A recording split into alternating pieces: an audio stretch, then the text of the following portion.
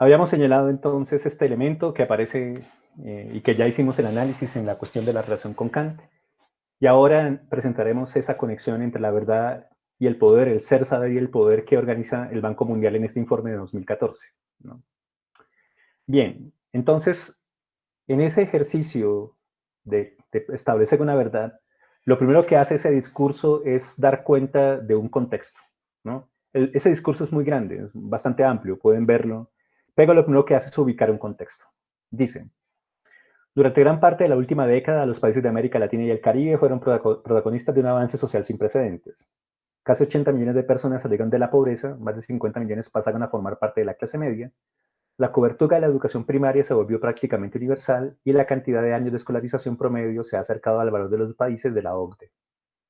Si bien la región se ha beneficiado con políticas progresistas de asistencia social, como las transferencias monetarias condicionadas, el principal factor de aumento de los ingresos, ojo, ha sido el crecimiento económico, que se traduce en reducción de la pobreza y prosperidad compartida para más personas. Bien, entonces, en este ejercicio de construcción analítica, lo primero que dice el Banco Mundial es que hay un movimiento hacia la salida de la pobreza. Eso fue 2014 y nadie se imaginaba que en 2020 iba a llegar la pandemia, iba a pasar todo lo que pasó y este año será el punto de giro y de transformación de muchas posiciones, especialmente económicas, pero en el 2014 se pensaba esto, el Banco Mundial propone eso. Ahora, ese elemento de aspecto progresista de asistencia social es parte de una teoría económica, ¿no? Que empezó con algo que se llamó estado de bienestar, en el que se suponía que el Estado debía garantizar el acceso a los derechos desde su trabajo económico, y luego de eso se convirtió en un asunto problemático para la relación entre capital privado y el ejercicio político del Estado. Si ven la discusión entre Trump y Biden o entre Trump y Obama, eh, eso que se ha llamado el Obamacare, ¿no? El hecho de que el Estado paga unas ciertas relaciones con la salud. Esa idea de salud es muy distinta a la que nosotros tenemos aquí. Tiene muchos problemas, pero el Obamacare, por ejemplo, implica la asistencia del Estado sobre el derecho fundamental de la salud. Trump insiste en que el Obamacare fue una tragedia porque debería siempre ser privado, etcétera, pero en América Latina hubo un aumento de esas posibilidades de asistencia social. Pero fíjense cómo empieza a moverse la cuestión de ese trabajo económico. Sin embargo, la desaceleración económica de los últimos años ha puesto en duda la sostenibilidad del avance logrado en la década pasada y ha reavivado los antiguos temores de una tasa de crecimiento baja. Es posible que la ralentización actual de América Latina y el Caribe, ojo, esté vinculada a factores externos como el crecimiento más lento observado en China y sus efectos en los precios de las exportaciones, así como el aumento previsto de las tasas de interés en el mundo. Sin embargo, para encontrar la solución, no se puede esperar a que cambie la situación en el exterior. Ojo, la región debe formular sus propias estrategias para lograr una producción más diversificada, exportaciones de mayor valor y crecimiento sostenible a largo plazo. Ahora, si es un informe del Banco Mundial y la posición es una posición económica, se está diciendo aquí que en la relación macroeconómica es posible que los diferentes aspectos de las relaciones entre comercio internacional, las grandes potencias, etcétera, desequilibren ciertas balanzas y América Latina termina pagando los patos en muchos sentidos. Pero el Banco Mundial está diciéndole a América Latina que es momento que ella se ocupe de averiguar cómo hace para mejorar sus alcances económicos y productivos. Y miren desde dónde. ¿Mm? El Banco Mundial le propone en 2014 a toda América Latina que esa transformación, cambio de la interacción económica se da desde una relación entre capital humano y pensamiento crítico vinculado con la educación. La cita dice, por lo tanto, formar el capital humano, ingrediente principal de una mayor productividad e innovaciones aceleradas, es un desafío central para la región. Aunque la cobertura de la educación en América Latina y el Caribe se ha ampliado rápidamente, los mayores beneficios económicos de las inversiones en educación provienen de lo que aprenden los alumnos y no de años de escolaridad completados. Ojo, fíjense cómo aparece aquí ya en primer lugar que el problema no es cuántos años, sino cuáles competencias. ¿Mm? ¿Qué aprenden los estudiantes? ¿No? El problema es que los estudiantes de la región aún están rezagados más de 2 años respecto de sus pares de la OCDE en capacidades tales como, ojo, matemáticas, lectura y pensamiento crítico, y la diferencia es mayor aún con países de Asia Oriental, incluido Vietnam. ¿Por qué se pone el ejemplo de Vietnam? Pues todos recuerdan lo que pasó con la guerra, ¿no? Y lo que pasó con el gran problema económico después de la guerra, etcétera.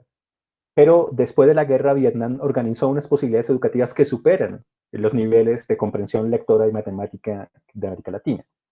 En este momento, en 2014, el Banco Mundial plantea esto y recuerdan que una de las respuestas del gobierno colombiano fue aumentar el presupuesto para la educación. Recuerdan que el gobierno Santos anuncia con todos los bombos y platillos que es la primera vez en la historia que el presupuesto para la educación es superior al presupuesto en defensa.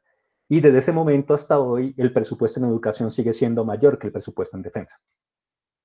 Y enseguida, para poder entrar a la OCDE, recuerdan toda la gestión del gobierno Santos para poder pertenecer a ese equipo, empezó a invertirse una gran cantidad de dinero en programas de formación para el mejoramiento de comprensión crítica, lectura y matemática, ¿no? Tal vez algunos de ustedes trabajaron haciendo eso, ¿no? Como asesores, ¿no? Pero este ejercicio, por ejemplo, muestra que el crecimiento económico de América Latina no estaría vinculado única y exclusivamente a esos aspectos de carácter macroeconómico y que lo que le propone el Banco Mundial a América Latina es que tenga mejor capital humano porque tiene mejor posibilidades educativas, ¿no? Enseguida viene el papel del profesor en eso, ¿no? Porque por eso se llama profesores de excelencia, el documento. Pero pregunta, ¿cómo ocurrió, históricamente hablando, que una institución económica como el Banco Mundial le diga a una región con grandes problemas económicos como América Latina, que el futuro del crecimiento económico depende de sus instituciones escolares y especialmente del trabajo con los profesores? ¿Eh? ¿Dónde está eso? Pues en la idea de capital humano. Cuando se dice que la institución escolar necesita formar sujetos cada vez más competentes, especialmente en estos aspectos. Pero fíjese que aquí aparece con todas las letras eso que se llama pensamiento crítico. ¿Mm? Como saben, este informe fue redactado en inglés, es el idioma del Banco Mundial, no es español, y critical thinking es una escuela de pensamiento crítico muy distinta de lo que hemos llamado crítica hasta ahora, ¿no? El critical thinking deriva de unas posiciones cognitivistas, ¿no? En la que se asumen unos procesos mentales, unas ciertas operaciones mentales, unos modos de entender y resolver problemas, etcétera, y no el trabajo de la relación entre ser, saber, poder que hemos planteado aquí. Pero fíjense cómo habría unas competencias en educación matemática, en competencias lectoras y de escritura, y el trabajo del pensamiento crítico, que es la capacidad inicialmente de identificar un problema para plantear alternativas de solución. Bien. Y entonces aparece ahora un sujeto, ojo, una forma de ser, por eso el sujeto y el poder, por eso otra vez, ¿qué es la ilustración de Foucault? No la de Kant, sino la de Foucault, ¿no? Unas maneras de existencia que son diseñadas desde un sistema económico-político, que en este caso le dice al profesor qué tiene que hacer y cómo debería llevar a cabo su trabajo en lo que implica la formación como punto de partida para impulsar la productividad económica de América Latina. Insisto en que todos esos aspectos quedan cuestionados con lo que pasa en este momento con la pandemia y la gestión de la pandemia, pero digamos que en ese momento se insistía en que el profesor se convertía en un aspecto central del crecimiento económico de América Latina. Cito, cada día más de 7 millones de profesores se presentan a trabajar en las aulas de toda América Latina y el Caribe. Esos hombres y mujeres representan el 4% de la fuerza laboral total de la región y más del 20% de los trabajadores técnicos y profesionales en 2014. En 2014. Sus salarios absorben aproximadamente el 4% del Producto Interno Bruto de la región. ¿Mm? Sus condiciones de trabajo son muy variadas, desde escuelas rurales de una sola aula con paredes de adobe hasta establecimientos de primera calidad. Ojo, pero los profesores de América Latina tienen en común algo muy importante. Se los reconoce cada vez más como actores clave en los esfuerzos de la región por mejorar la calidad y los resultados educativos. Fíjense, fíjense. Un discurso que organiza una relación con unos ciertos modos de ser, unos modos del poder, unos modos del saber. ¿Mm? ¿Cuál modo de ser? Un profesor de excelencia que ahora forma capital humano en sus estudiantes para que sus competencias se conviertan en capacidades de producción económica desde la identificación de problemas y de alternativas de solucionar los mismos, ¿no? Y ese profesor ya no es, ni siquiera si está en una escuela de Adobe o si hace parte de un colegio de última generación, etcétera, ya no es únicamente un actor social un poco desvalorizado en América Latina, lo recuerdan, decir profesor y decir pobre en América Latina es lo mismo, etc. No, sino que ahora es un actor clave. Pregunta, ¿cómo pasó históricamente hablando que el Banco Mundial le otorgue a los profesores, especialmente de educación básica y media, la tremenda responsabilidad de ser los actores clave en la formación del capital humano que sostendrá el crecimiento económico? ¿Ven? En algún momento alguien diría, los profesores son simplemente capacitadores, ellos tienen que hacer A, B, enseñarle a la gente a leer, etc. El Banco Mundial se mueve en la pregunta por el capital humano y al hacerlo se da cuenta que los profesores terminan siendo aspectos centrales. Fíjense ahora qué pasa con la institución escolar ahí. Sigo. Si bien la importancia de una buena enseñanza puede parecer evidente, en las investigaciones sobre educación de los últimos 10 años se comenzó a cuantificar el gran impacto económico de la calidad de los profesores. Entonces tenemos el problema de la relación verdad-poder. Hacemos investigaciones que muestran cómo sociedades que tienen profesores de calidad, comillas, un sujeto, que es evaluado desde ciertos estándares, desde ciertos criterios, etc. Ese profesor de calidad, esas sociedades que tienen esos profesores, tienen mejor crecimiento económico. Si eso es así, el crecimiento económico de América Latina como región subdesarrollada, con problemas, etc., con problemas para mover la pobreza, ubican ahora a un actor social que es el profesor como soporte de esas posibilidades nuevas en tanto en cuanto él se convierte en agente de formación para el capital humano y pensamiento crítico. El pensamiento crítico como que exigencia docente, eso lo pongo yo como título, ¿no? Pero el texto dice, en un mundo en el que se están formando los objetivos de los sistemas educativos nacionales, se están transformando los objetivos de los sistemas educativos nacionales, dejando de lado la mera transmisión de datos y la memorización, para centrar la atención en las competencias de los estudiantes, ojo, para que desarrollen el pensamiento crítico, la capacidad de resolver problemas y la disposición al aprendizaje permanente, ¿no? Las exigencias para los profesores son más complejas que nunca. Los gobiernos de todo el mundo ponen bajo la lupa en medida creciente la calidad y el desempeño de los profesores. Si se preguntan por qué razón una obsesión con la evaluación de los docentes, ¿no? Piensen todo lo que pasa en este momento en el enfrentamiento entre el gobierno y FECODE por esas cuestiones de evaluación, ¿no? América Latina y el Caribe no son la excepción. De hecho, en algunas esferas clave de las políticas docentes, la región está a la vanguardia de las reformas mundiales. Bien, entonces, hay una nueva responsabilidad. Si se reconoce ahora al docente como ese actor de transformación económica en el orden de la formación del capital humano en términos de pensamiento crítico y competencia, entonces la región está moviéndose a establecer esos criterios de formación y de evaluación de docente de calidad. Toda la evidencia disponible indica que la calidad de los profesores de América toda la evidencia disponible indica que la calidad de los profesores de América Latina y el Caribe es la limitación más importante al avance de la región hacia sistemas educativos de calidad internacional. Ojo, ojo. Miren el diagnóstico del Banco Mundial. Los estándares poco exigentes para el ingreso a la docencia. Tal vez vieron las noticias hace poco, en la que se hizo una investigación en Colombia y se muestra quiénes entran a hacer formaciones universitarias para profesores. ¿La vieron o no? Sí, y además hablaba que, pues decían que los estudiantes para profesores eran los que habían tenido las notas o las valoraciones más bajas en el examen de la prueba saber. Se hizo un trabajo, ¿no?, en el que se propusieron becas para los mejores estudiantes para que fueran profesores, ¿no? Pero no funcionó, no funcionó. Al parecer, esa idea de que el profesor es justamente el que no sabe o el que menos capacitado está para tal cosa, ¿no? Bien. Los estándares poco exigentes para el ingreso a la docencia, los candidatos de baja calidad. Recuerde que el gerente de proyectos educativos en ciertas instituciones es el que decide quién permanece y quién no. En otras instituciones hay derechos que protegen a los docentes, etcétera, pero en otras instituciones no. Los candidatos de baja calidad, los salarios, los ascensos y la seguridad del empleo desvinculados del desempeño y un liderazgo deficiente en las escuelas han producido un escaso profesionalismo en el aula y magros resultados educativos. Un poco más adelante en este mismo, insisto que el texto es muy largo y yo estoy tomando solamente apartados, hay todo un apartado en el que se le dice al líder de la escuela, a lo que nosotros llamamos gerente de proyectos educativos, qué tendría que hacer en torno de garantizar la calidad de sus profesores, ¿no? Y adelanto eso porque será un aspecto que vamos a trabajar en el siguiente módulo, ¿no? Bien. Será difícil encontrar un nuevo equilibrio y para ello se necesitará reclutar, ojo, desarrollar y motivar a una nueva generación de profesores. ¿Cuál es el lugar de gerente de proyectos educativos en eso? Bueno, los extensos cambios observados en la educación mundial constituyen un desafío adicional.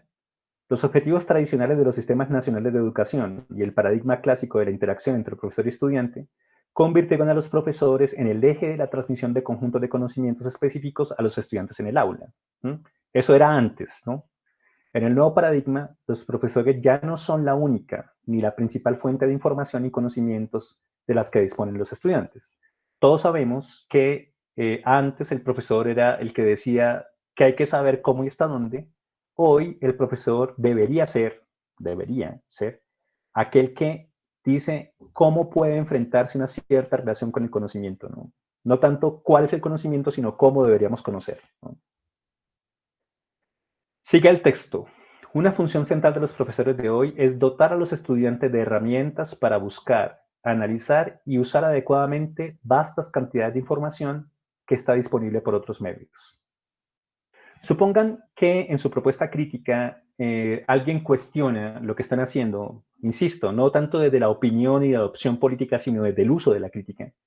Y alguien les dice, eso está mal por tal cosa, y usted le trae este discurso y le dice, mire, fíjese cómo el verdadero problema no es el hecho de que yo como profesor le dé unas informaciones al estudiante, sino que pueda decirle qué herramientas debe tener para buscar, analizar y usar esa información. De ahí la importancia de los criterios. Ojo, eso no es lo mismo que lo que entiende el Banco Mundial por pensamiento crítico, obviamente no, pero sí implica una cierta relación con la crítica. Los profesores también deben ayudar a que los estudiantes desarrollen competencias en una amplia gama de esferas valoradas en una economía mundial integrada. Ojo, pensamiento crítico, otra vez, resolución de problemas, capacidad para el trabajo colaborativo en distintos entornos, ¿no? Lo que hemos llamado ejercicio de cooperación aquí. Adaptación al cambio y capacidad para dominar nuevos conocimientos, capacidades y las cambiantes demandas del empleo a lo largo de sus vidas. ¿Ah?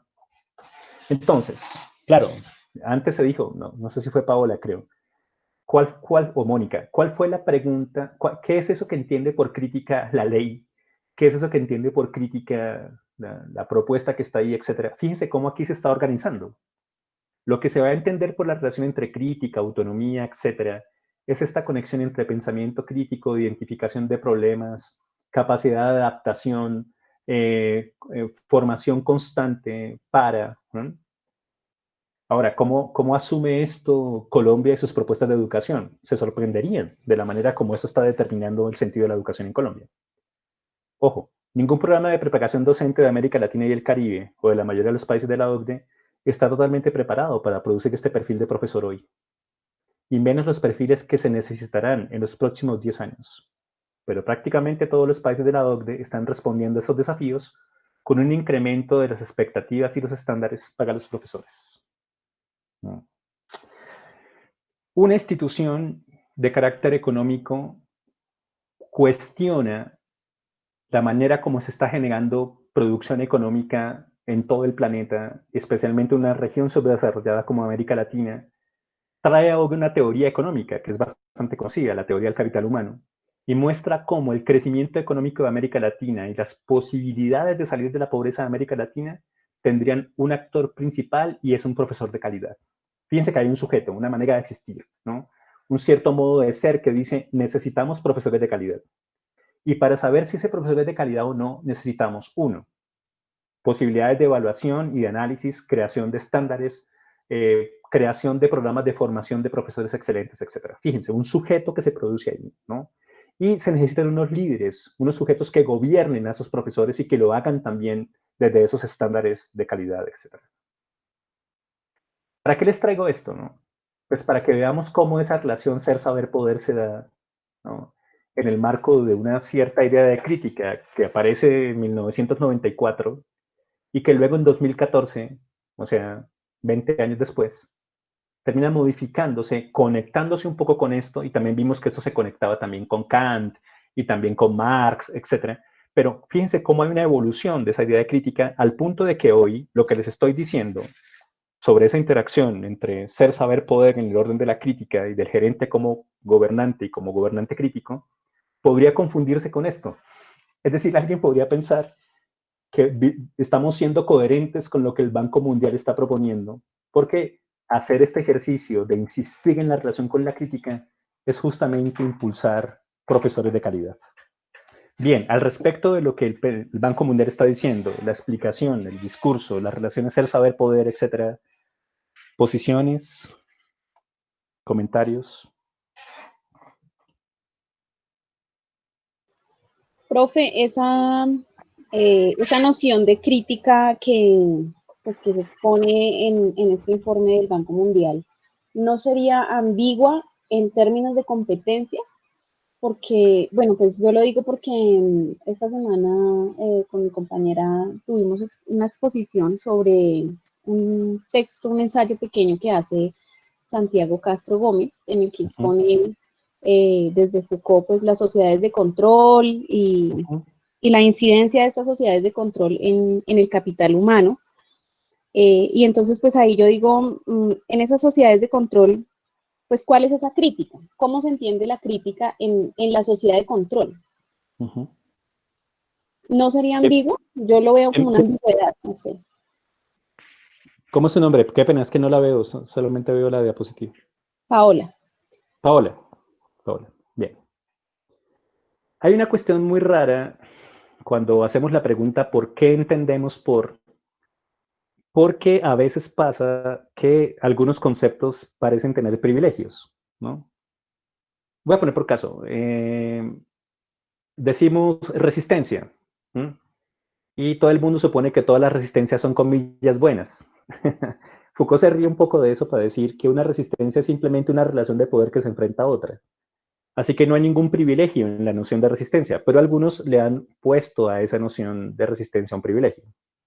Lo mismo pasa con la cuestión de la crítica, ¿no? Hemos hablado de crítica aquí y hemos señalado esa relación con la crítica, pero quiero decirle, Paula y todos, que la crítica también lo hacen los esquemas de dominación más terribles que existen. ¿Eh?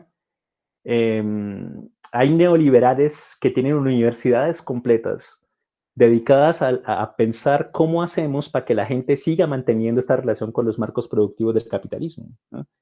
Formas de conocimiento completas que se derivan de ahí, interacciones entre capitalismo y democracia en la que montones de expertos se esfuerzan para hacer eso cada vez más eficiente. Así que claro, ¿no? Uno podría decir, bueno, pero esa noción no es ambigua de crítica. Quizá deberíamos reconocer que en esta cuestión con la crítica, muchos discursos se llaman a sí mismos críticos, pero el trabajo de alguien que quiere ser crítica es aclarar en qué consiste ese elemento, ¿no? Hemos dicho entonces, por ejemplo, que en la cuestión Foucault, la crítica implica la posibilidad de establecer cómo es que unas formas de poder usan estratégicamente unos discursos de verdad y cómo unas maneras de la verdad desencadenan unas relaciones de poder y que entendiendo cómo funciona esa conexión se pueda organizar una especie de sujeción, un ya no quedar sujeto por. Entonces, en la cuestión neoliberal, por ejemplo, la crítica se hace de otros criterios, como por ejemplo eficiencia, ¿m? Como por ejemplo calidad. Quizás haya algo ambiguo, es la noción de calidad, ¿no? Lo ambiguo no es la noción de crítica. Aquí el Banco Mundial tiene una cierta idea de crítica que identifica con la capacidad que tiene un sujeto de identificar algunos problemas y ser competente en lectura, matemática, etc. Pero es muy ambiguo en la idea de calidad. Tanto que cada vez cambian, se modifican, se transforman los estándares que evalúan a un profesor de calidad, ¿no? Entonces, en la Universidad Distrital, por ejemplo, tiene distinciones de eso, o sea, profesores de excelencia, etcétera. Implican unas evaluaciones. No es únicamente la universidad, virtualmente todas las universidades y las instituciones escolares lo tienen. Pero, ¿qué es un profesor de calidad? ¿Mm? Según el Banco Mundial y lo que dice aquí, aquel que es capaz de hacer que el capital humano de sus estudiantes se amplíe, etcétera, sus competencias, tal cosa. La idea de crítica no es lo ambiguo aquí. Lo ambiguo, porque hay una idea de crítica clara, ¿no? Distinta de la que hemos propuesto acá, en la que la idea es justamente desactivar esas relaciones entre la verdad y el poder que producen estas maneras de ser. Así que hay unas verdades que dicen, un profesor de calidad es esto, es el que hace esto, y eso se certifica por estos discursos pedagógicos, se certifica por estas operaciones psicológicas, por estos procesos comunicativos que lo hacen eficiente, creativo, innovador, etc. Pero es muy ambiguo eso de qué es eso que es un profesor de calidad. Cada año esos criterios se modifican, esas evaluaciones cambian. Han visto las tremendas luchas que han generado los docentes sobre eso. Entonces, si hacemos la pregunta, ¿por qué es eso que entiende por crítica? Está claro. Ellos tienen una definición clara, distinta de la nuestra, por supuesto. Pero lo que sí parece ambiguo es ese sujeto que ya se llama profesor de calidad, ¿no? Eso que se llama sujeto competente, ¿no? Santiago Castro Gómez, no solamente fue mi maestro, sino también uno de los jurados de mi tesis doctoral, insiste en su análisis en que el capital humano, eso lo veremos en el próximo módulo, si todo sale bien y podemos organizarlo y se acepta en la propuesta desde aquí. Ese capital humano, que fue estudiado por Foucault de una manera muy seria en la cuestión biopolítica, implica el hecho de que se gestiona una manera de existencia, de que se convierte al sujeto en algo que debe cuestionarse sistemáticamente unos ciertos criterios, etc. Lo veremos. Lo importante entonces sería reconocer que hay muchas ideas de crítica, pero que hay una responsabilidad que todos tienen como gerentes de proyectos, averiguar cuál van a sostener. No sé si me expliqué, Paula. Sí, profe, la tarea es compleja. Sí, sí. ¿Algo más que decir respecto de este elemento?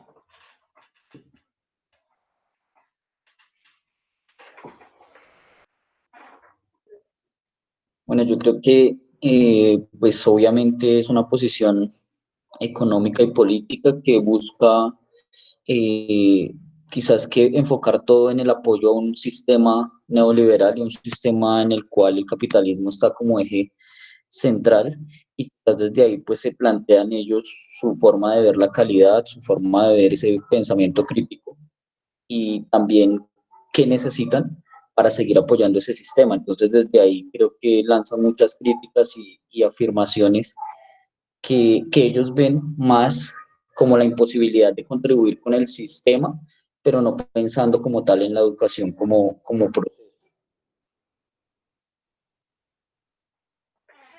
Sí, bueno, pero fíjese que ellos están insistiendo en que la modificación de las posibilidades económicas de América Latina implicaría en eso. Así que hay una cuestión compleja entre esos discursos económicos y los efectos de poder que ellos tienen, ¿no?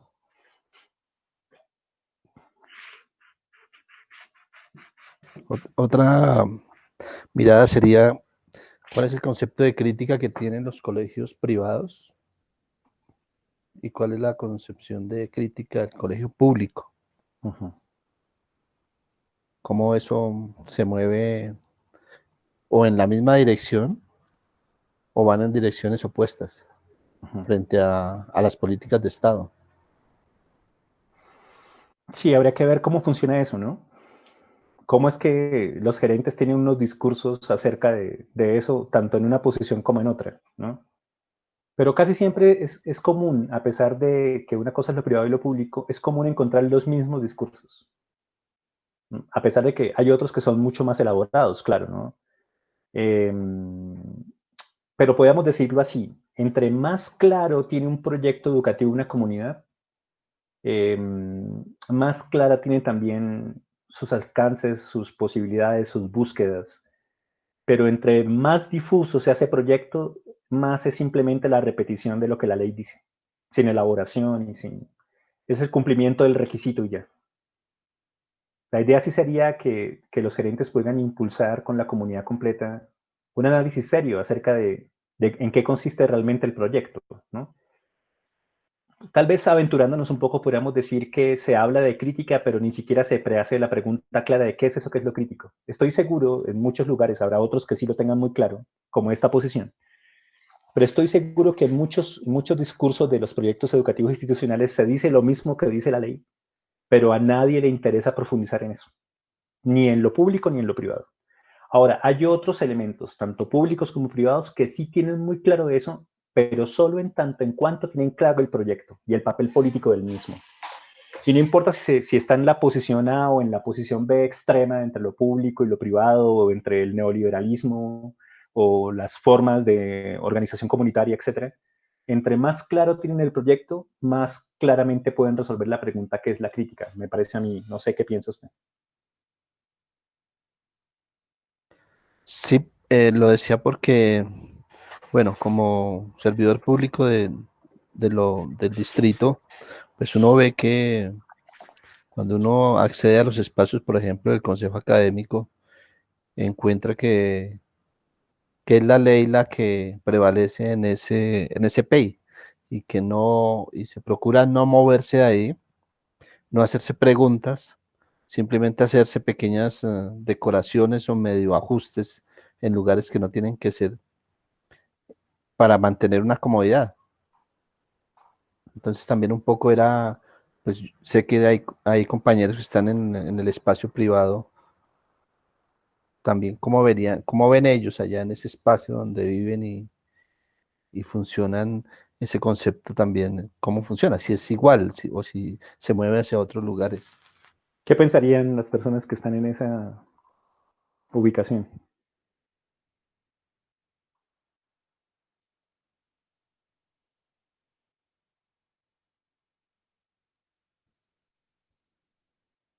¿No? ¿Alguien que trabaje en un colegio privado y que quiera decir algo frente a eso?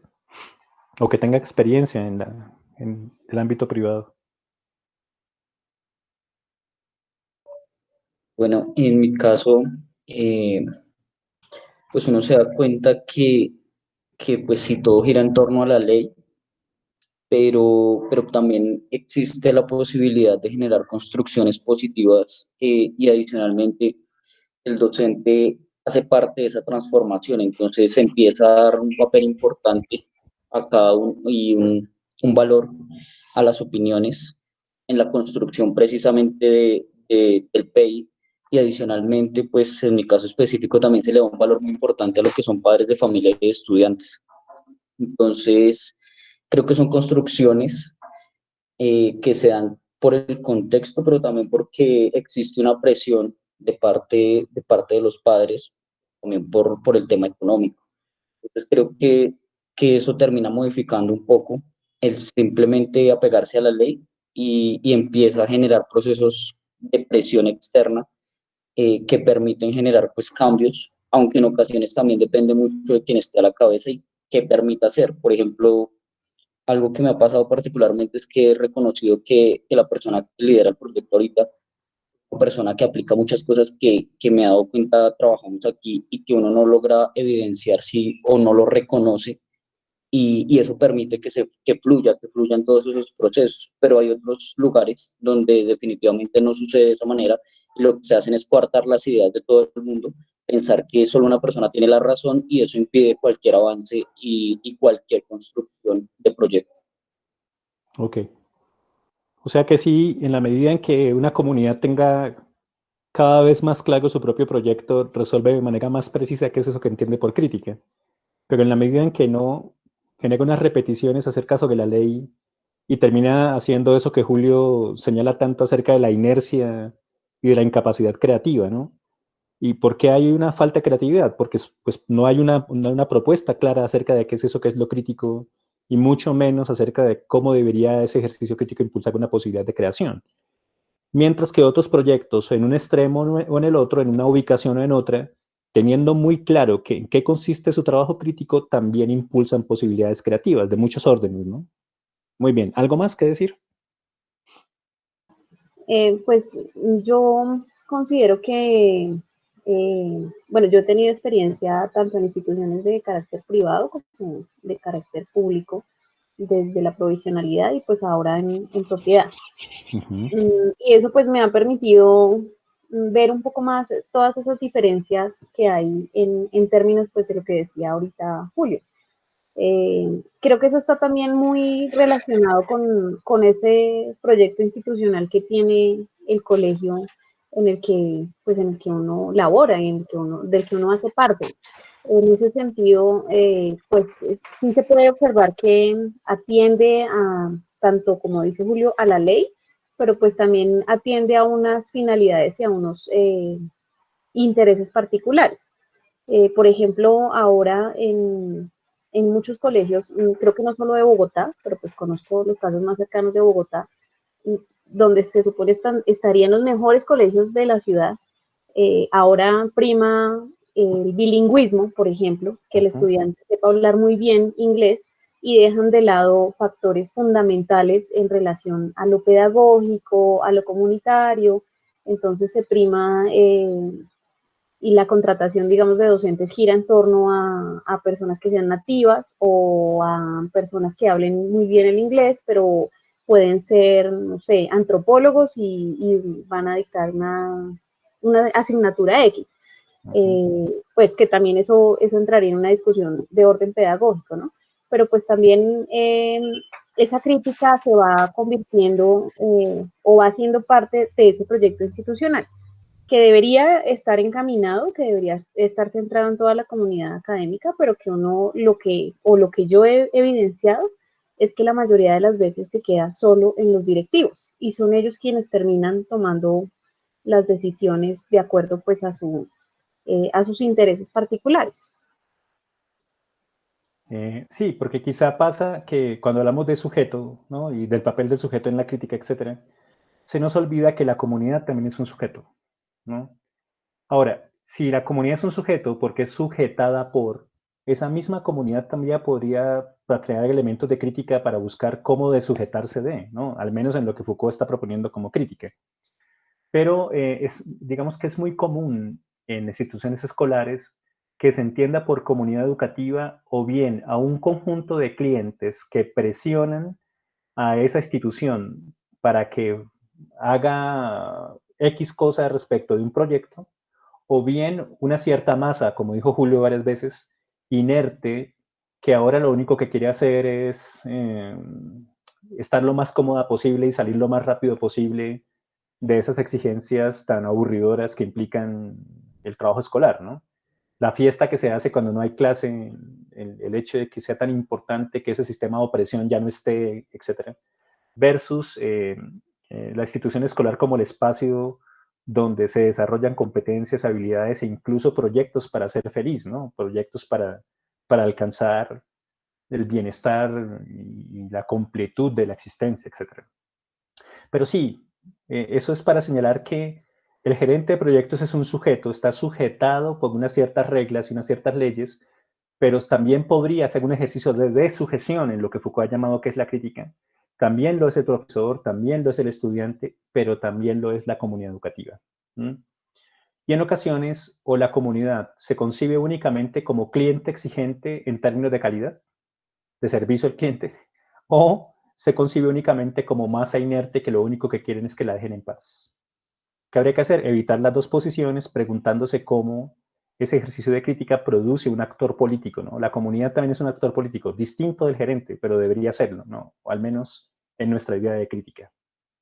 Muy bien, ¿algo más?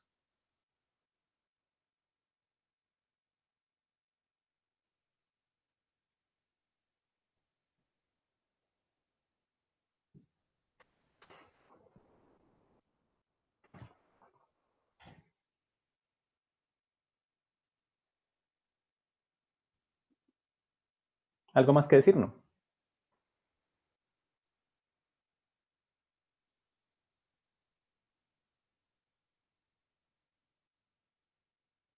¿Me A mí me desconecté? surge, Ah, no, ok. sí lo estamos escuchando. A mí me surge un interrogante con este informe de la OCDE y creo que, bueno, también ha contribuido un poco el trabajo que estamos haciendo desde el seminario de investigación con esos anteproyectos que vamos a presentar. Eh, y es en relación, pues, este es un informe del 2014, ¿no? Sí. Y tiene unas metas claras, como también en otro informe de la UNESCO que encontrábamos, donde había unas metas para la educación superior, en general para la educación en Colombia. Mi interrogante es, bueno, ¿y qué va a pasar ahora con todo esto de la pandemia? ¿Cómo va a ser ese proceso? ¿Cómo nos vamos a pensar la educación? ¿Cuáles van a ser las exigencias que el Banco Mundial, que la UNESCO, que, bueno, todas estas instituciones nos van a exigir ahora? Porque pues estas son unas exigencias y nosotros entramos en estos procesos de exigencia y vamos encaminados hacia allá con el Día de la Excelencia y bueno, con todas estas otras políticas que se han venido implementando. Entonces mi pregunta es, bueno, y yo sé que no hay respuesta, ¿no? En este momento, pero ¿hacia dónde vamos? ¿Hacia qué lugar vamos? Porque pues una cosa era todo esto antes de la pandemia y ahora es un mundo de incertidumbre completo. Sí, bueno, por ejemplo, aquí, si se dan cuenta, el discurso eh, cuestiona la cuestión de la transmisión de conocimiento en el aula, pero insiste en que hay una vinculación profesor-estudiante en aula, ¿no? Y en este momento, pues se insiste en que una de las capacidades más importantes será el teletrabajo y el estudio por pantallas, ¿no? ¿Con quién es que están viendo eso de las sociedades de control? ¿Con qué profesor? Con el profe Jairo. Ah, bien, el doctor Pinilla. En el postscriptum de las sociedades de control que escribe Gilles Deleuze para ampliar lo que Foucault hizo en Vigilar y Castigar y otros textos, Deleuze insiste en que en las sociedades de control toda la sociedad termina siendo todo, ¿no? Claro, estamos hablando de los 90, cuando Deleuze escribe el texto, eh, y hay una gran distancia temporal, pero algo que vieron tanto Foucault como Deleuze y otros es que la sociedad se estaba convirtiendo en, ya no en ese conjunto de instituciones cerradas que Foucault analizó en Vigilar y Castigar, la escuela, el hospital psiquiátrico, la fábrica, etcétera, sino que toda la sociedad se convierte en todo al mismo tiempo. Entonces, estoy enfermo del corazón y compro un dispositivo, incluso también puedo hacerlo en la Cruz Roja, en Europa funciona así, no es un asunto puramente privado, pero hay una función social en eso. Compro un dispositivo que me garantiza la asistencia de una ambulancia en menos de 10 minutos. Luego, toda la sociedad debe ir a un hospital. No importa dónde esté, toda la sociedad debe ir a un hospital. Pero también toda la sociedad debe ir a manicomio o hospital psiquiátrico porque puedo hacer lo mismo, ¿no? En Bogotá hay un servicio que es el de las ambulancias moradas, ¿no? ¿Moradas o púrpuras? Se me olvidó. ¿Realizadas? Que son ambulancias psiquiátricas, es decir, están diseñadas exclusivamente para atender esos casos.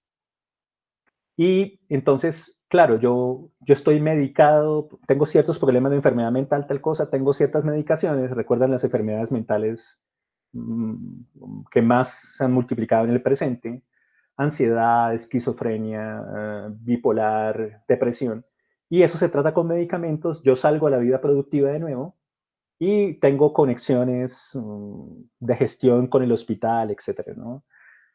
Pero sigo siendo productivo, la idea es que siga siendo productivo, ¿no? Lo mismo pasa si tengo una cierta discapacidad, etcétera. Y lo mismo pasa con la educación, ¿no? Toda la sociedad debe ir a universidad, toda la sociedad debe ir a escuela, la formación permanente, ¿no? El hecho de que se exija tanto de profesores como de estudiantes que muevan esos elementos de formación permanente, ¿no?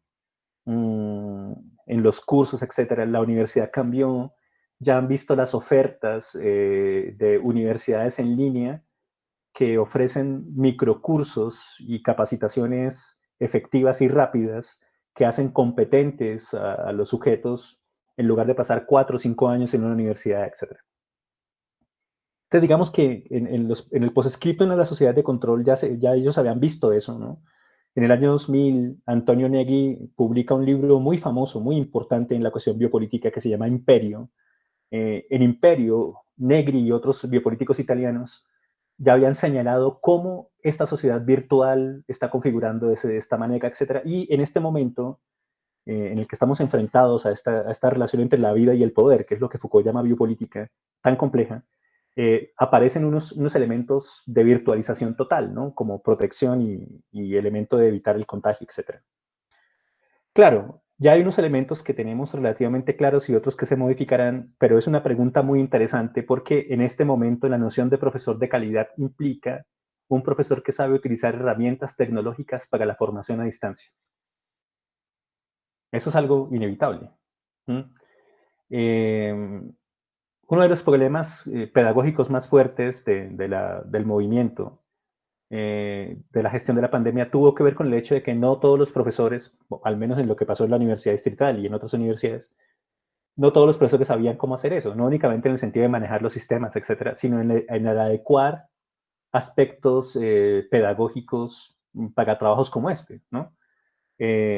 A mí, por ejemplo, a mí mismo me sorprendió muy fuertemente esta cuestión, a pesar de que con los estudiantes de la maestría y del doctorado habíamos anticipado ciertas cosas. Y muchos estudiantes criticaron el modo como se hizo el trabajo del semestre pasado, porque fue difícil, no alcanzaba, no quedaba quedar claro, etc.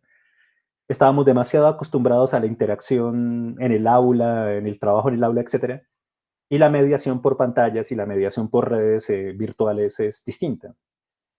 Así que sí, claro, hay unos elementos nuevos que aparecen en este momento y que ya llegaron para quedarse, ¿no? Para profundizar aún más eso que yo les llamo sociedades de control, ¿no? Es muy interesante eso. Quizá cuando les haga la propuesta de la relación pedagogía, comunicación, currículo, en torno a esas cuestiones de dispositivo, etcétera, puedan ver o podamos ver cómo se estaría funcionando eso hoy, ¿no? Como parte del trabajo analítico. Bien, ¿algo más?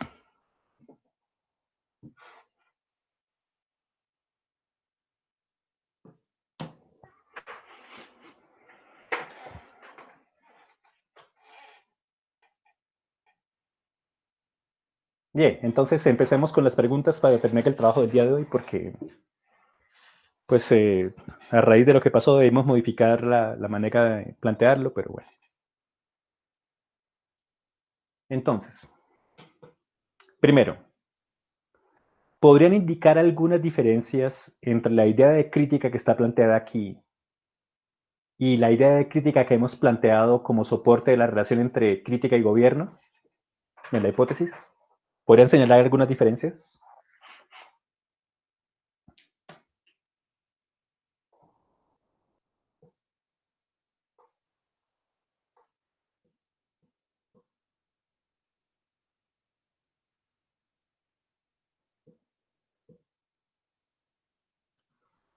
Quizás una podría ser que hemos visto la crítica como un proceso previo a la creación y dentro de lo que nos menciona el documento, se está tomando la crítica, bueno, se hace la crítica sistémica como No lo escuché muy bien, la verdad. No sé si me pasa solo a mí, pero no lo escuché muy bien. Paola, apaga tu micrófono, por favor. Ahora sí, Oscar. Vale, gracias. No planteaba simplemente que nosotros dentro del proceso hemos visto la crítica como un proceso previo a la creación y acá dentro del documento pues planteaban o hacían una crítica hacia el papel del docente, pero decían, así que afirmaban que ya no se podía hacer nada, sino que se tenía que generar un nuevo cuerpo o un nuevo grupo de docentes. Quizás hacen la crítica, pero ya no para crear o para construir, sino para cambiar totalmente. Entonces creo que ahí hay una diferencia particular. Sí, digamos que sería esa, hay una relación, es un asunto muy distinto decir que se critica para crear en el aspecto amplio de la creación, a suponer que la noción de pensamiento crítico que el Banco Mundial propone termina capturando la creatividad como pura innovación, ¿no? Suponiendo que ser creativo es lo mismo que ser innovador, cuando la creatividad es mucho más que la innovación, ¿no? Esa sería una gran diferencia. Muy bien. ¿Algo más?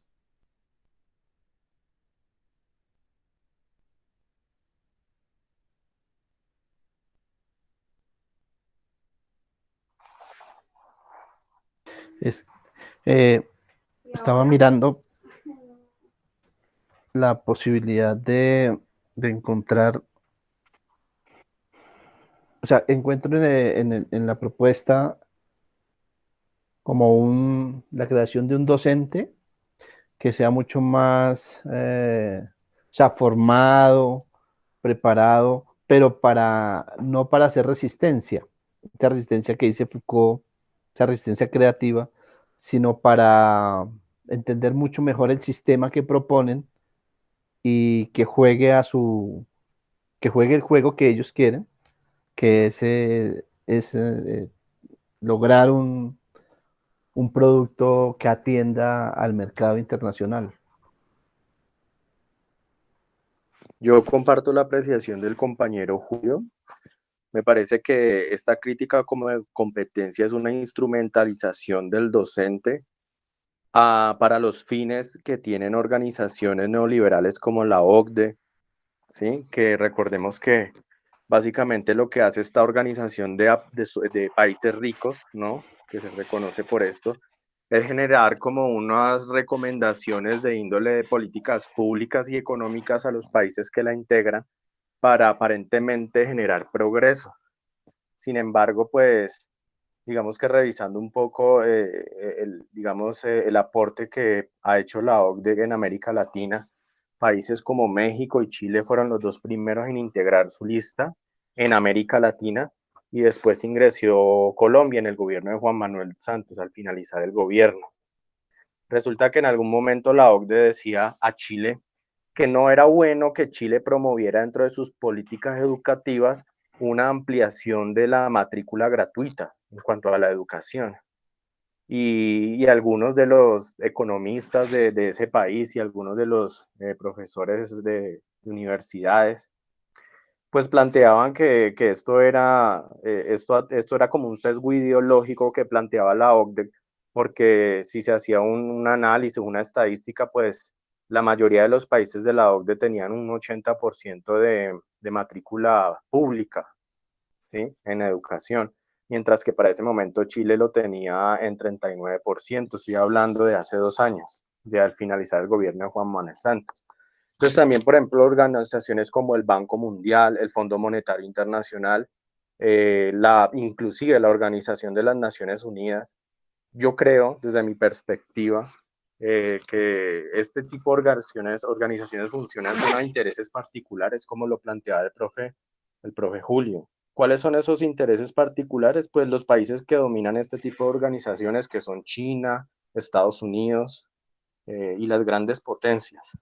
Entonces, de Occidente. Y bueno, China es de Oriente, pero entonces es como una instrumentalización que se le da al docente por medio de esta crítica al pensamiento crítico como competencia, cuando por el contrario, profe, usted nos ha planteado que pues gerenciar es gobernar, y dentro de las características o los aspectos a mencionar que debe tener un gerente gobernante, pues debe ser el pensamiento crítico desde la posibilidad de propiciar la crítica, no solamente desde el gerente, sino también de los sujetos a los cuales gobierna.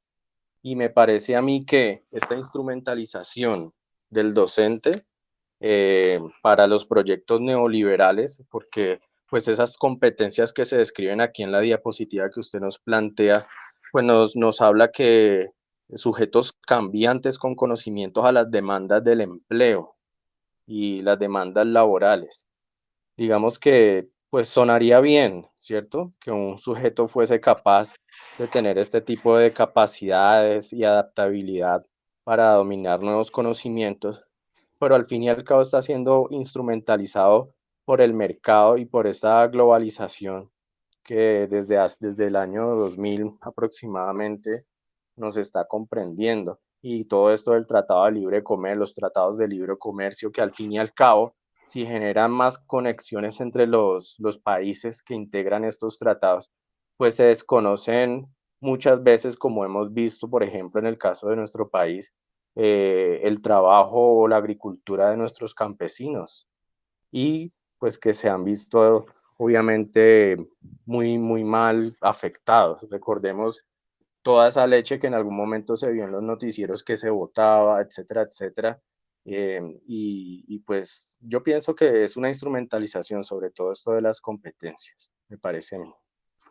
Muy bien, entonces está claro que detrás de esto hay una cierta idea de política, y hay una cierta idea de política conectada con una cierta idea de pensamiento crítico, pero que deja afuera esa relación entre crítica y ciudadanía que aparece tan clara en la Ley General de Educación, para modificarla y insistir en el ciudadano como sujeto productivo, ¿no? Pues alguien podría decir que como se trata de un discurso económico o el discurso de una institución económica, entonces tiene ese carácter. Pero como se acaba de señalar, es muy claro que detrás de esto hay unas posiciones políticas precisas. ¿Cómo ocurrió que en estos discursos se diga pensamiento crítico, pero ese pensamiento crítico no tenga nada que ver con lo ciudadano o nada que ver con el trabajo político de aquel que está ubicado en una cierta sociedad, sino que se restringe especialmente a unas formas de comprensión de problemas y a unas maneras de ser innovador respecto de ellos, en términos de competencia, etcétera? Es muy interesante ver cómo aquí hay una desconexión de la noción de pensamiento crítico. Se fijan que cuando vimos la cuestión en Kant y las otras propuestas, ¿no? Las redacciones, es inevitable que la crítica termine conectándose con lo político. Pero en esta posición, al parecer, lo político desaparece. Es como si se desvaneciera. O como si lo político quedara completamente restringido a lo que entiende este ejercicio económico por política, ¿no? No se dice en ninguna parte que un profesor de calidad sea aquel que es capaz de impulsar formas de ciudadanía específicas, coherentes, sólidas, sino que el profesor de calidad es aquel que en todos los casos forma capital humano, etc. Muy bien. Si podemos ver esos elementos ya para terminar la sesión del día de hoy e insistir en cómo va a funcionar la próxima sesión, si podemos ver todos estos elementos, entonces podemos llegar a esa relación ser, poder, saber de la que hemos hablado en torno a la cuestión de la verdad.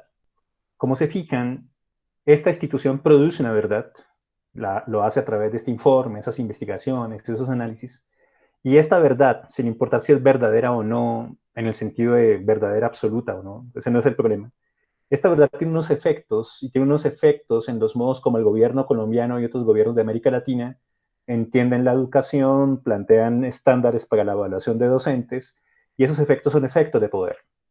Así que hemos visto la verdad, el problema de la verdad y el poder, el problema del sujeto y el poder, y lo hemos visto para ver cómo unos sujetos, el profesor de calidad, la comunidad, el gerente de proyectos educativos, es construido, diseñado, sujetado por unos discursos que le dicen desde unos efectos de poder qué tiene que hacer, cómo, hasta cuándo sí es un profesor de calidad, cuándo no lo es. Fíjense que esa sujeción implica que se diga que sí o que no, como vimos en el sujeto y el poder y en la definición de sujeto. Así que unas formas de ser, unas formas de saber y unas formas de poder se articulan en esta verdad. En este caso es una versión de la verdad, hay muchas. Y esta versión de la verdad tiene unos efectos de poder que producen unas maneras de ser. Profesor de calidad, estudiante competente, etc. Sí, gerenciar es gobernar, pero gobernar es criticar. Y hacer crítica en la propuesta que hemos señalado aquí es hacer visible cómo unas verdades organizan esas conexiones ser, saber, poder. Entonces, el gerente de proyectos educativos debe conocer estos discursos para establecer cómo ellos generan unos efectos y unas maneras de ser. Cómo se gestionan unos modos de existencia. Cómo se dice que es un profesor de calidad, que es un gerente que lidera una institución de calidad acreditada, etc. Todo eso para mostrarles que la interacción ser-saber-poder de la que hemos hablado aquí no es un problema abstracto, lejano a lo que significa el gerente de proyecto, sino todo lo contrario. La especificidad de esos discursos, estas formas de verdad producen unas maneras de existencia y desencadenan unos efectos. Así que unas verdades, este discurso, por ejemplo, unos efectos, como por ejemplo unos sistemas de evaluación, unas exigencias de la construcción de formas de curriculares, de planes de estudio, etc. Unas premiaciones para los profesores que consiguen las metas A, B, C, unos premios para unas instituciones educativas, etc. Unos rankings que ubican cuál es la mejor institución, etc. Todo eso son efectos de estos discursos y que al mismo tiempo provocan unas maneras de existencia, unos modos de ser, unos sujetos. Profesores de calidad, profesor de no calidad, profesor en estado de prueba, líder competente, estudiante competente, etc. Una interacción ser-saber-poder cuyo ejercicio crítico podría ser visible cómo funciona para plantearnos la pregunta de cómo podríamos hacerlo diferente. En este orden de ideas y para terminar esta parte de la exposición, lo que he señalado hasta ahora en este módulo respecto de las relaciones ser-saber-poder, la propuesta hipotética y las interacciones con la crítica es hacer visible cómo funcionan estos elementos para que los gerentes de proyectos educativos que me escuchan, que están presentes en el módulo, que hacen parte, que participan de este ejercicio de pensamiento, puedan tomar una decisión respecto de cuál crítica, por qué esa, hasta dónde, buscando qué. Yo no sé si en lo que he expuesto desde el primer minuto de este módulo hasta este momento está eso claro, es coherente, se entiende ahora por qué hemos hecho esto o hay alguna pregunta, objeción, etcétera. Comentario.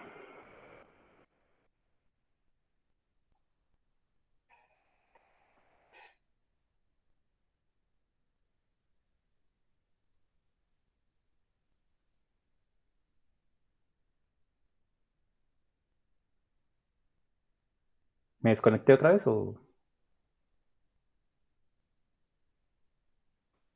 No, aquí estamos, profe.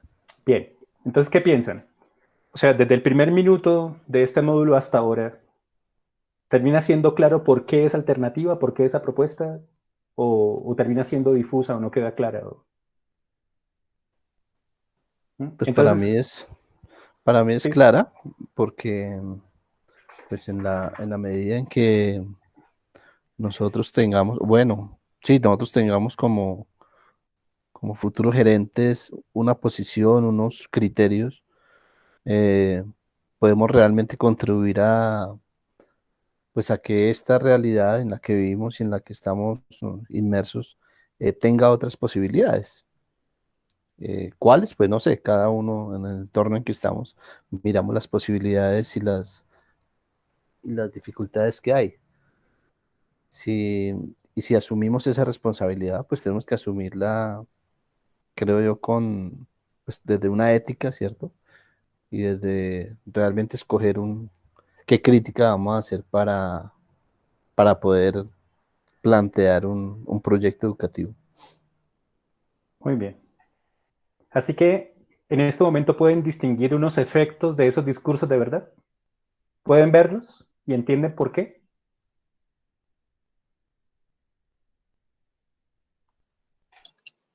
Sí, profe, yo pienso que en este momento se hace un poco más, llamémoslo fácil, el poder comprender la manera correcta o incorrecta en que muchas de las instituciones educativas y al mismo tiempo bueno, los entes gubernamentales, digamos que han tenido durante mucho tiempo, eh, ¿cómo decirlo? Es que tengo la palabra confundida, pero la manera inadecuada de poder funcionar en cuanto a esto que se determina como verdad, y más cuando se hace desde una verdad educativa. Y también por qué se hace tan visible la necesidad de que nosotros, los educadores, pues podamos hacer una verdadera acción educativa en donde haya en realidad una crítica, en donde haya en realidad una verdad, desde lo que en realidad es una crítica, como usted nos lo explicaba ahora.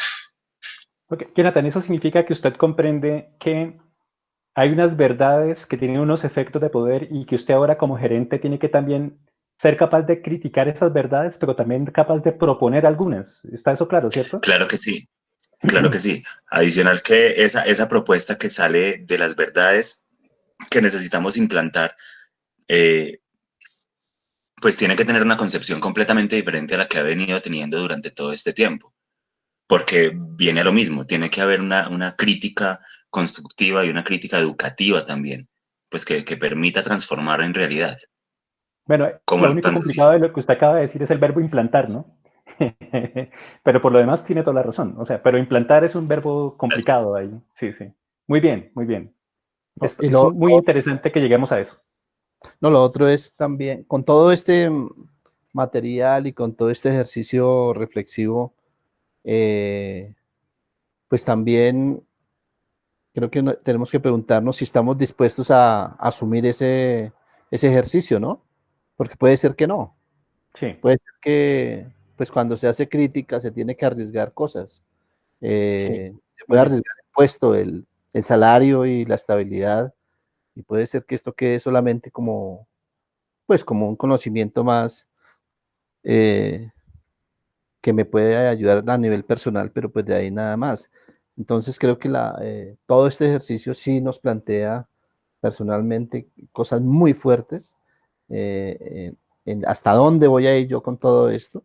Eh, Tengo las herramientas y si las tengo, entonces me atrevo a dar ese paso valiente un poco refiriendo al momento cuando nos dice Foucault salir y tomar la mayoría de edad, ¿no? Bueno, eso es Kant, ¿no? Perdón. Sí, sí. Es cierto, es cierto. Ya hemos dicho varias veces que la crítica es una elección, es decir, yo elijo, es mi decisión hacerla, ¿no? Y claro, los griegos lo sabían ya y Kant también lo dice con todas las letras. Foucault tiene un curso completo que se llama así, El coraje de la verdad.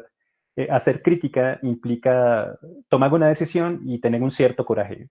Luego también ser muy inteligente, ¿no? Pongo por caso, en lo que acaba de decir Julio aparece una aparente paradoja, y digo aparente porque no es tan como precisa, ¿no? Y es que esto que estamos diciendo, en tanto que les permite ser críticos, al mismo tiempo les permite ser más competentes.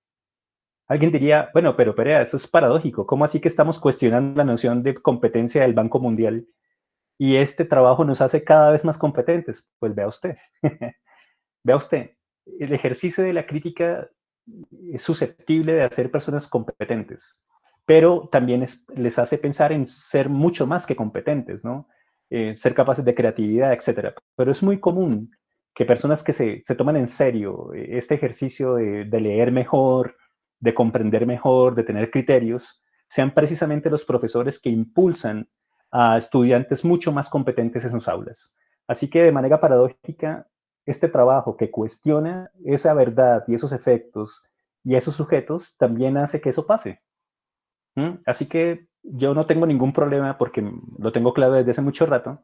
Puede pasar que estos ejercicios analíticos hagan a profesores cada vez más competentes en la paradoja, supuestamente, del cuestionamiento de la competencia, ¿no? Les he dicho varias veces que en el doctorado en estudios sociales hemos propuesto una noción distinta, que es la de compotencia. No es competencia, sino compotencia. He publicado algo sobre eso. Y la composición de potencias, la potencia compuesta es un asunto que excede la competencia. Pero podría pasar que alguien leyera esa idea de la competencia, perdón, y pensara que es una muy buena idea para hacer gente cada vez más productiva. Pues podría pasar, ¿no? Por eso es tan importante el ejercicio de la crítica y su vínculo con la creatividad. Muy bien, entonces en el trabajo que hemos hecho desde el primer minuto de este módulo hasta hoy, ha quedado claro cómo unas formas de saber que se pronuncian como verdades tienen unos efectos de poder que terminan regulando la acción de unas maneras de existencia a unos sujetos. Les dicen qué tienen que hacer, qué no, desconfían unos estatutos, dicen quién es profesor de calidad, quién no, etcétera. Impulsan unas maneras de existencia y esa relación ser-saber-poder se convierte en el núcleo de la relación entre crítica y gobierno que hemos vinculado como núcleo de la propuesta gerencial es gobernar. Siendo eso de esa manera, yo cerraría, ¿no? Es cierto que no nos ocupamos de otros elementos teóricos que ya hemos planteado, pero quisiera cerrar el trabajo teórico del módulo hasta acá y aprovechar el próximo módulo para ocuparnos de otras cuestiones a las que podemos volver. En ese sentido, yo cierro aquí el módulo en ese aspecto teórico para convertir la próxima sesión en un ejercicio de asesoría acerca de la fase de planeación de la construcción de sus ensayos. Así que respecto de la hipótesis, el marco teórico y problemático que se ha planteado en el módulo, me gustaría escuchar algún comentario final para cerrar el trabajo del día de hoy.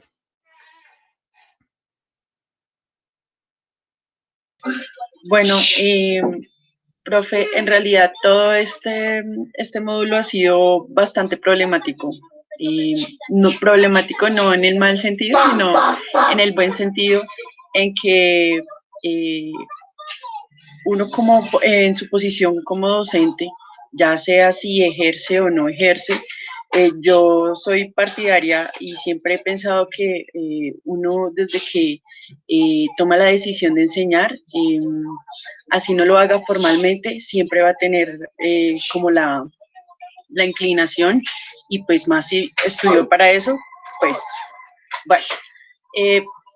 Para mí ha sido problemático todo este tema en tanto el módulo, porque el ejercicio de ejercer el poder en sí mismo le causa a uno, pues en este momento causa una problemática, es, bueno, yo lo ejerzo, pero a veces las consecuencias o los efectos de ese poder a veces le resultan a uno como demasiado confusos en tanto a los resultados del mismo, al efecto y la consecuencia del mismo, ¿sí?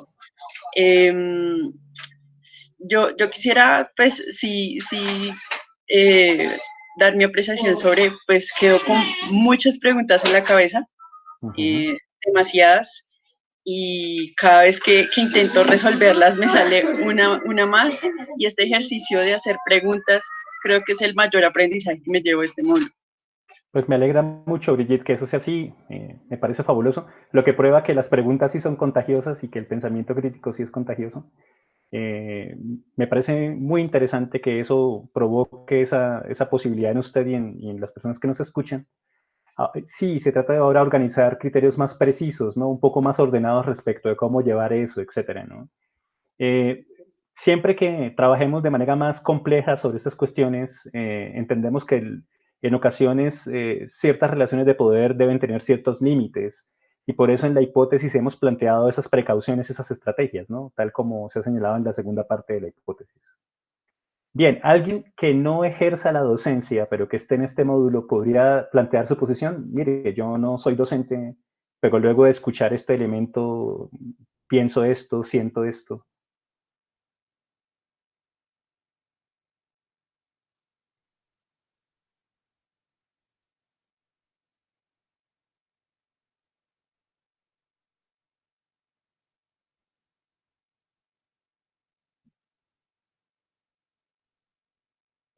¿No? ¿Me desconecté? No, profe. Ok. Bien, lo que pasa es que, claro, ese vínculo con lo pedagógico, etcétera, viene, pero es cierto que aquí hay personas que no necesariamente ejercen la docencia o que no están formados como docentes, pero que están aquí para ser gerentes de proyectos educativos. Me gustaría escuchar su posición, su visión acerca del trabajo que hemos hecho sobre la hipótesis y la manera como la hemos planteado.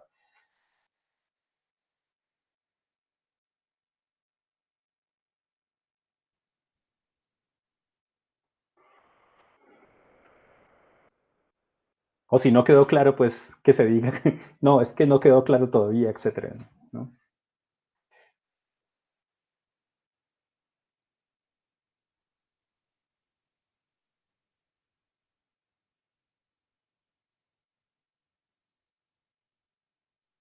¿No? ¿Nada? Yo tengo entendido que hay una persona que es tecnóloga en administración aquí, ¿no? Sí, profe, yo. Ah, Jonathan. Pero usted también ejerce la docencia, ¿no? Sí, señor. Sí, bien. Creo que hay una persona que es matemática. ¿Quién es la matemática? Discúlpeme, se me olvida su nombre. Yo, profe. Ah, Diana. Diana Socho. Sí, sí. ¿Qué piensa, Diana? Usted es matemática pura, ¿no? Sí, señor. Sí, ¿qué piensa? Bueno, yo ejerzo la docencia, pero me ha gustado mucho que, por ejemplo, a partir de, pues al principio sí se hacía mucho más complicado. En este momento, cuando se articulan todos los elementos, como que ya uno empieza a ver el horizonte. Y precisamente con respecto al último tema, me gustó mucho, por ejemplo, esa diferencia de la crítica que tenemos realmente, o sea, de la que necesitamos más bien, en relación a la que tenemos al momento. Okay. Porque digamos yo que la última que planteamos precisamente es la que se ve cuando nosotros vemos los PACE, cuando vemos, bueno, incluso, pues cuando estamos en el aula. Entonces nosotros nos dicen, bueno, tiene que formar personas críticas. Pero entonces, sí, lo relacionamos el ser crítico con el autoaprendizaje, o que simplemente indague, o que simplemente, pero no lo estamos relacionando con esos valores, con tantas cosas, tantos elementos que sí son importantes, que son aún más importantes que simplemente el estudiante aprenda a investigar. Diana, en ese caso, más allá de si usted le crea la hipótesis o no, ¿está claro por qué razón el gerente debe establecer una conexión entre crítica y gobierno? Claro que sí, profe, porque aparte, o sea, digamos, el gobernar implica precisamente tener todos esos elementos unidos en uno solo. Ok, No solamente me sirven unos pocos. muy bien. Mm, Muchas gracias, Diana. Bien, entonces, no sé si alguien quiere decir algo más para cerrar el trabajo del día de hoy o si ya con eso terminamos y nos concentramos en cómo va a ser la siguiente sesión.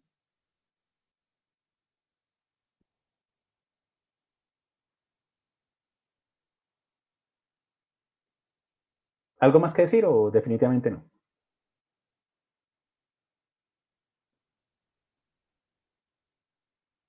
¿No? No, señor, yo creería que no. Bien, entonces tengo entendido por lo que acaba de ocurrir que las personas que asisten a este módulo, más allá de si comparten o no la hipótesis que se ha planteado, tienen claro en qué consiste esa relación ser-saber-poder que se ubica en la hipótesis y cómo ella acompaña esa dinámica entre crítica y gobierno que hemos propuesto como núcleo de la misma, ¿no?